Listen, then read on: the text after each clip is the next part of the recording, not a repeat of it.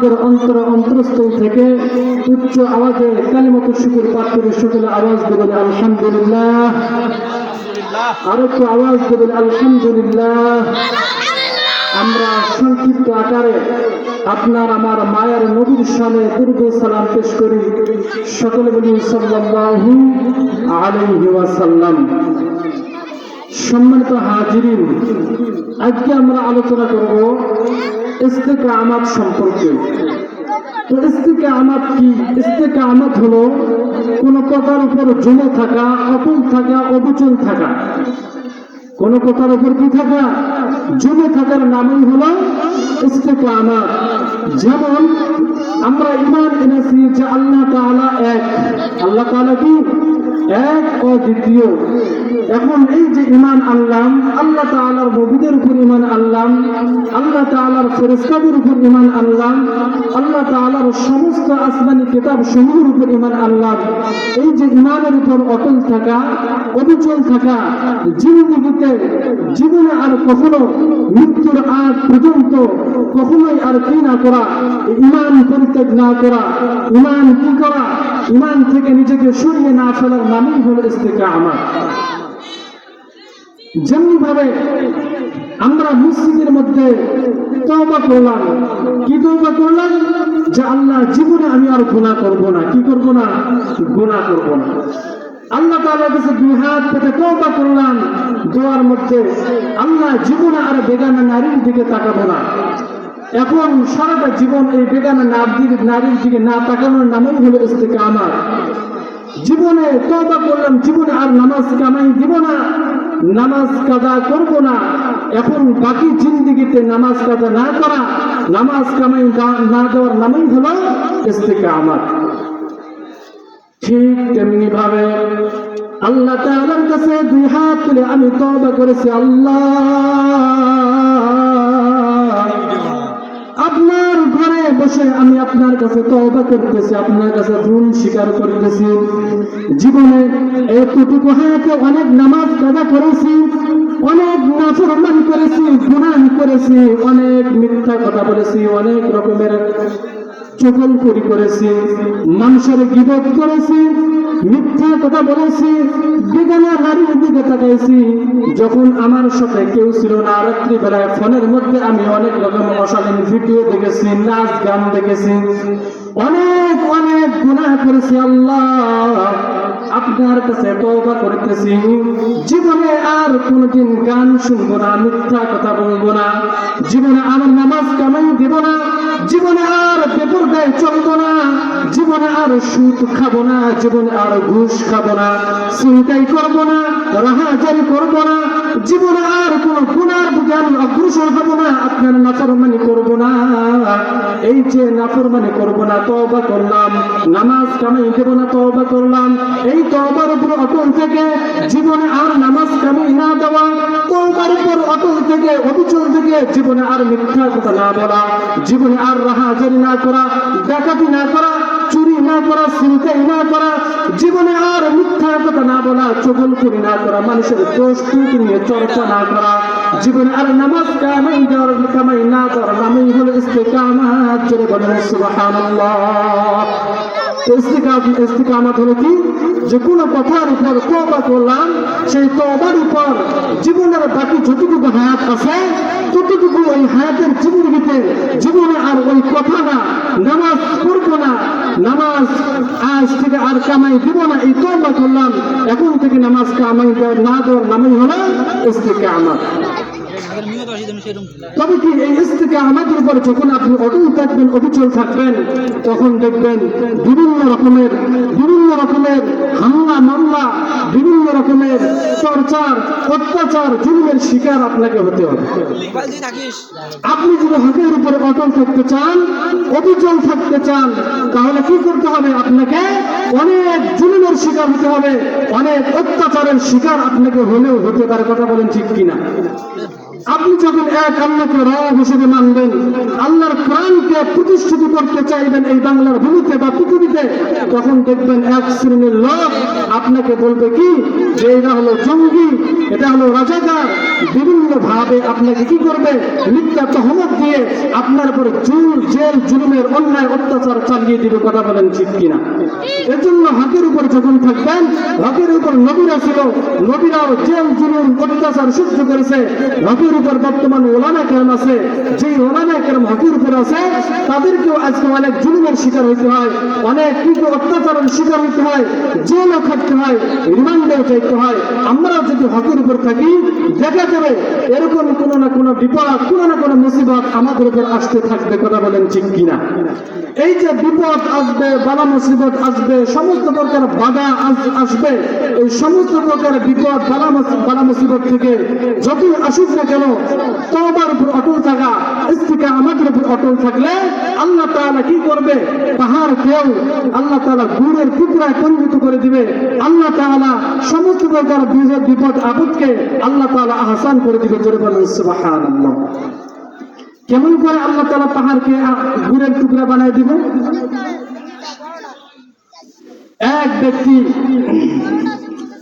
স্বপ্নে যুগে দেখলেন যে ঘুম থেকে ওঠার পর সে যদি আল্লাহর রাস্তায় বের হয়, আর আল্লাহর রাস্তায় বের হওয়ার পর সর্বপ্রথম যে জিনিসটা সে দেখবে, সেই জিনিসটা যদি সে খেয়ে ফেলতে পারে, তাহলে সে অনেক বড় মর্যাদার অধিকারী হবে। জোরে বলেন সুবহানাল্লাহ। এখন ওই ব্যক্তি স্বপ্নে কি দেখলেন যে আল্লাহর রাস্তায় বের হওয়ার পর প্রথম যে জিনিসটা তার নজরে পড়বে, সে দেখবে, সেই জিনিসটা তাকে খেয়ে ফেলতে হবে যদি সে অনেক বড় মর্যাদার অধিকারী হতে চায়। আল্লাহর বান্দার ঘুম ভেঙে গেল। স্বপ্ন থেকে যখন তার ঘুম ভেঙে গেল, তিনি জাগ্রত হয়ে গেলেন।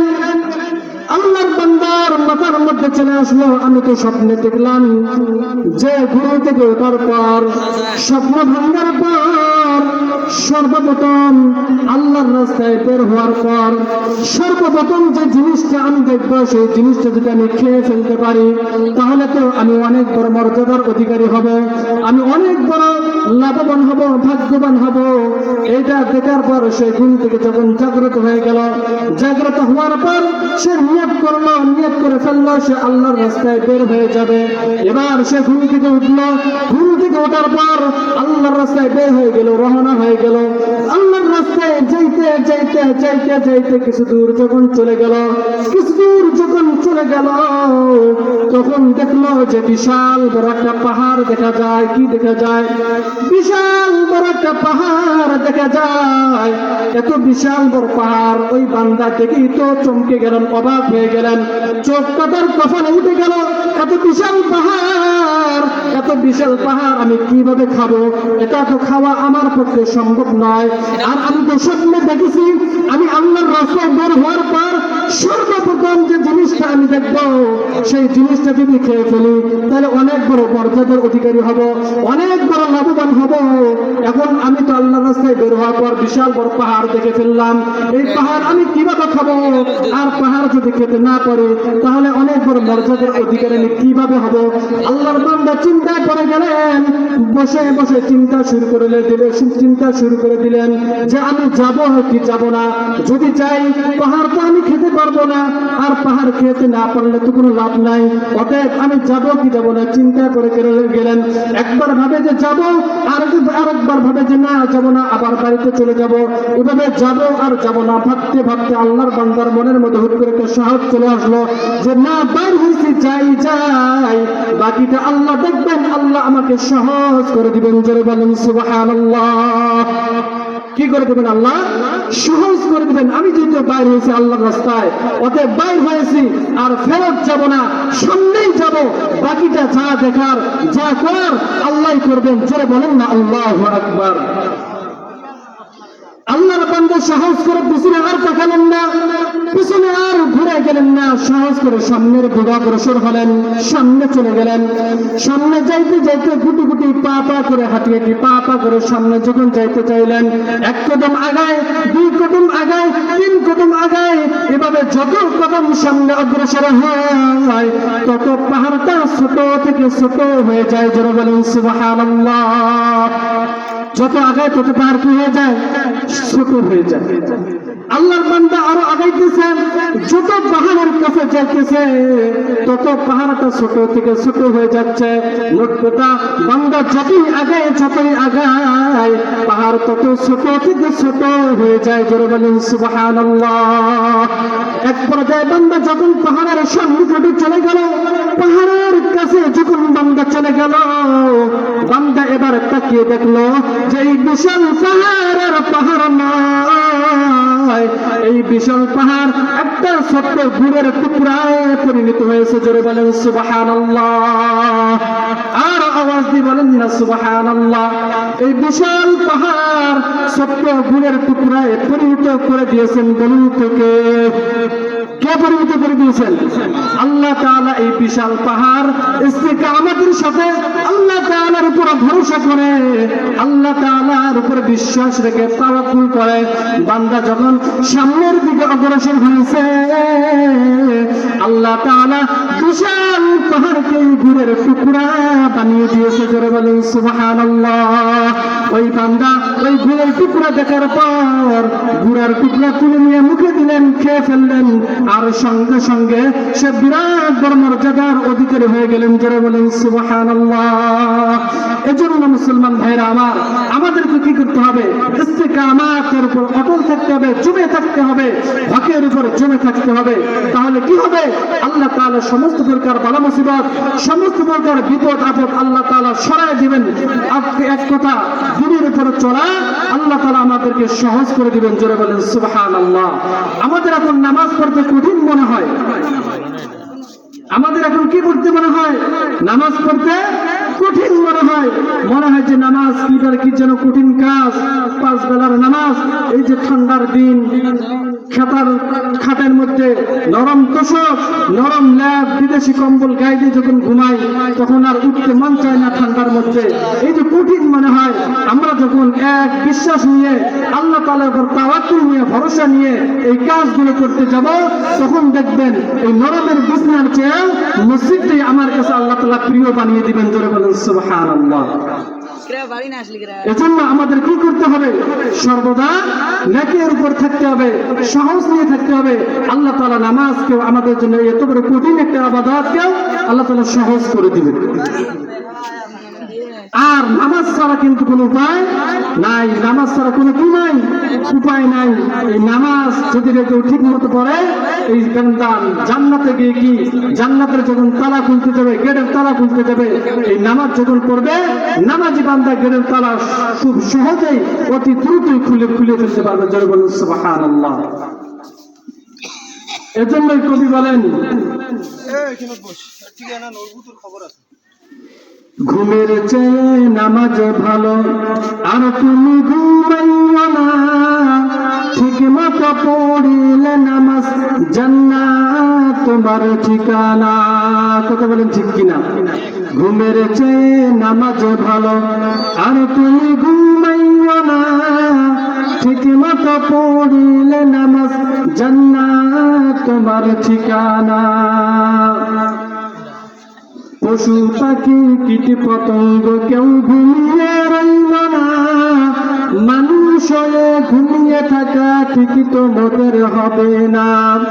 পশু পাখি কীট পতঙ্গ কেউ ঘুমিয়ে রইল না, মানুষ হয়ে ঘুমিয়ে থাকা ঠিকই তো মোদের হবে না। আহা তেমন কঠিন দিনেতে নামাজ তোমায় ভুলবে না, আহা তেমন কঠিন দিনেতে নামাজ তোমায় ভুলবে না, ঠিক মতো পড়িলে নামাজ জান্নাত তোমার ঠিকানা, ঠিক মতো পড়িলে নামাজ জান্নাত তোমার ঠিকানা। এজন্য আমাদের কি করতে হবে? নামাজ পড়তে হবে, কারণ নামাজ ছাড়া কোনো কি নাই, উপায় নাই। আল্লাহ তাআলা একবার এক আল্লাহর ওলি হযরত সাররি শাক্তি রাহমাতুল্লাহি আলাইহি হযরত শাররি শাক্তি রাহমাতুল্লাহি আলাইহি চাইতেছেন, তিনি ক্লান্ত হয়ে গেলেন। প্রচন্ড রোদের মধ্যে যখন তিনি সফর করতেছেন, ক্লান্ত হয়ে যাওয়ার পর তিনি কি করলেন, একটা গাছের নিচে তিনি শুয়ে পড়লেন। হযরত শাররি শাক্তি রাহমাতুল্লাহি আলাইহি গাছের নিচে শুয়ে পড়ার পর তিনি যখন প্রচন্ড ক্লান্ত থাকার কারণে গাছের নিচে যখন শুয়ে পড়লেন, সঙ্গে সঙ্গে তিনি ঘুমিয়ে গেলেন। তিনি যখন ঘুমিয়ে গেলেন, ঘুমিয়ে যাওয়ার পর তিনি দেখলেন হঠাৎ করে মৃদু কিছু শব্দ তার কানের মধ্যে ভেসে আসতে লাগলো। কি যেন শব্দ, গুনগুন শব্দ শোনা যায়, কি যেন শব্দ শোনা যায়। হঠাৎ করে তিনি খেয়াল করে দেখলেন অন্য কোথাও থেকে এই শব্দ নয়, যেই গাছের নিচে তিনি ঘুমিয়ে আছেন সেই গাছের থেকেই এই শব্দগুলো ভেসে আসতেছে। জোরে বলেন সুবহানাল্লাহ। কি সেই শব্দগুলো ভেসে আসতেছে? গাছ ওই শাররি শাক্তি রাহমাতুল্লাহি আলাইহি ডাক দিয়ে বলতেছে, ইয়া শাররি কুন মিথলি, ইয়া শাররি কুন মিথলি, হে শাররি তুমি আমার মতো হয়ে যাও। গাছের থেকে এই সম্বোধন শুনে হযরত শাররি শাক্তি রাহমাতুল্লাহি আলাইহি রীতিমতো অবাক হয়ে গেলেন, আশ্চর্য হয়ে গেলেন। তিনি অবাক হয়ে গেলেন, গাছ তাকে সম্বোধন করতেছে, ইয়া শাররি, হে শাররি কুন মিথলি, তুমি আমার মতো হয়ে যাও। শাররি তখন গাছটিকে বললেন, আমি কিভাবে তোমার মতো হয়ে যাব? কাইফা আকুনা মিসলাক, আমি কিভাবে তোমার মতো হয়ে যাব? তুমি গাছ, আমি মানুষ, আমি মানুষ হয়ে কিভাবে তোমার মতো হয়ে যাব? গাছটা জবাব দিল, আমাকে মানুষ যখন পাথর নিক্ষেপ করে, আমাকে যখন আমার দিকে মানুষ ঢেল ছুড়ে, তখন আমি তাদের দিকে ফল বাড়িয়ে দেই। জোরে বলেন সুবহানাল্লাহ। এই কথা শোনার পর হযরত শাররি শাক্তি রাহমাতুল্লাহি আলাইহি আরো অবাক হয়ে গেলেন, আরো আশ্চর্য হয়ে গেলেন। হ্যাঁ, কথা তো ঠিকই। গাছকে যখন কেউ যখন ঢিল মারে, গাছকে যখন কেউ পাথর নিক্ষেপ মারে, দেখবেন গাছ তার দিকে ফল ছুঁড়ে মারে। কথা বলেন ঠিক কিনা? এই যে আমের মৌসুম গেল, আমের মৌসুমে যখন আম গাছে আমরা একটা ঢেল ছুড়বো, দেখবেন ঢেল ছোড়ার কারণে আম থেকে আমরা কি পাবো? ফল পাবো, ঠিক কিনা? জাম গাছে যখন আমরা ঢেল ছুঁড়ে মারবো, জাম গাছ আমাদেরকে কি দিবে? লাঠি দিবে নাকি জাম দিবে? কি দিবে? জাম দিবে। বড়ই গাছে যখন আমরা ঢেল মারবো, বড়ই গাছকে আমাদেরকে দৌড়ানি দিবে নাকি বড়ই দিবে? বড়ই দিবে, ঠিক কিনা? এজন্য আমরা আম গাছে ঢেল ছুড়লে কি দেয়? আম আমাদেরকে ফল দেয়। জাম গাছে ঢেল ছুড়লে জাম আমাদেরকে ফল দেয়। আমরা যদি কি করি? আমরা যদি বড়ই গাছে ঢেল ছুরি, বড়ই গাছ আমাদেরকে দৌড়ানি না দিয়ে উল্টা ঢেল না ছুড়ে আমাদেরকে বড়ই দেয়। এজন্য এই গাছ ডেকে বলে, শাররি শাক্তি রাহমাতুল্লাহি আলাইহি ডেকে বলে যে তুমি আমার মতো হয়ে যাও। অর্থাৎ কেউ যদি আমাকে ঢেল মারে, পাথর নিক্ষেপ করে, আমি তার দিকে উল্টা পাথর নিক্ষেপ করি না, তাকে দৌড়ানি দেই না, বরং আমি তাকে কি করি? আমি তাকে ফল দেই। তুমিও আমার মতো হয়ে যাও, যে তোমাকে যখন কেউ আঘাত করবে, গালি দিবে, তোমাকে যখন মানুষ কটুকটা বলবে, তখন তুমি তাকে গালির বদলা গালি না দিয়ে, তখন তুমি তাকে মায়ের বদলা মায়ের না দিয়ে, তুমিও তাকে কি করো? ভালো ব্যবহার দেখাও। জোরে বলেন না সুবহানাল্লাহ। হযরত শাররি শাক্তি রাহমাতুল্লাহি আলাইহি আশ্চর্য হয়ে গেলেন। গাছটিকে জিজ্ঞাসা করলেন, হে গাছ, তুমি যদি এত ভালো হয়ে থাকো, তোমার মধ্যে যদি এত ভালো গুণ থেকেই থাকে, তোমার মধ্যে যদি এত উত্তম গুণ, উত্তম আদর্শ থেকেই থাকে, তাহলে কেন তোমাকে জাহান্নামের আগুনে জ্বলতে হবে? তাহলে কেন তোমার লাকড়িগুলোকে জাহান্নামের আগুনের ইন্ধন বানানো হবে? গাছটি শাররি শাক্তি রাহমাতুল্লাহি আলাইহি ডাক দিয়ে বলে, হে শাররি, শোনো, আমার ভিতরে যদিও অনেক ভালো গুণ রয়েছে, আমার ভিতরে যদিও অনেক উত্তম গুণ রয়েছে, আদর্শ রয়েছে, আমার ভিতরে যদিও উত্তম চরিত্র রয়েছে, কিন্তু আমার এই উত্তম চরিত্র থাকার পরেও এমন একটা বদ গুণ, এমন একটা খারাপ অভ্যাস আমার ভিতরে আছে। ওই একটা অভ্যাসের কারণেই আল্লাহ তাআলা আমাকে জাহান্নামের ইন্ধন বানিয়েছেন। জোরে বলেন নাউযুবিল্লাহ। হযরত শামী সাহেব রাহমাতুল্লাহ আলাইহি বলে, কি সেই গুণ, কি সেই খারাপ গুণ, আমাকে বলো তোমার মধ্যে কি সেই খারাপ গুণটা রয়েছে। ওই গাছটি ডাক দিয়ে বলে, শোনো, আমার ভিতরে যদিও অনেক ভালো গুণ রয়েছে, যদিও আমার ভিতরে অনেক ভালো ভালো গুণ রয়েছে, কেউ আমাকে পাথরে মারলে আমি উল্টা পাথর ছুরিরা ফল দেই, এরকম যদি অনেক গুণ আমার ভিতরে আছে, কিন্তু এমন একটা খারাপ গুণ রয়েছে, সেই খারাপ গুণটি হলো বাতাস যেদিকে প্রবাহিত হয় আমিও সেই দিকে প্রবাহিত হই। জোরে বলেন নাউজুবিল্লাহ। বাতাস যেদিকে প্রবাহিত হয় আমি গাছও সেই দিকে প্রবাহিত হই, অর্থাৎ আমার ভিতরে ইস্তিকামাত নাই। বাতাস যেদিকে ঠেলে আমিও সেই দিকে দৌড়াই, আমার ভিতরে ইস্তিকামাত নাই। সম্মানিত হাজিরিন, সম্মানিত মুসলমান ভাইরা আমার, আমাদের ভিতরেও এই ইস্তিকামাত থাকতে হবে।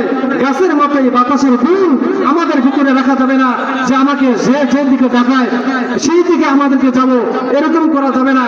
এক বন্ধুর সাথে চলি, বন্ধু বলে তুমি নামাজ পড়ো, নামাজ পড়ি। আর এক বন্ধুর সাথে চলি, বন্ধু বলে তুমি সিগারেট খা, আমিও সিগারেট খাই, তোর নামাজ পড়ার দরকার নেই, আমিও নামাজ পড়ি না।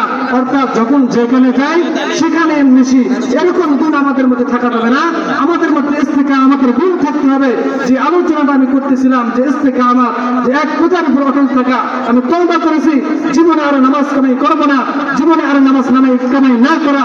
আমি তওবা করেছি জীবনে আর মিথ্যা কথা না বলা, হায়াতে যতদিন বেঁচে থাকবো জীবনে আর মিথ্যা কথা না বলা। এটার নামই হলো ইস্তিকামাত। আল্লাহ তাআলা আমাদের সকলকে ইস্তিকামাতের জিন্দেগি অতিবাহিত করা তৌফিক দান করুক। সকলে বলে আমিন। ওয়া মা আলাইনা ইল্লাল বালাগ।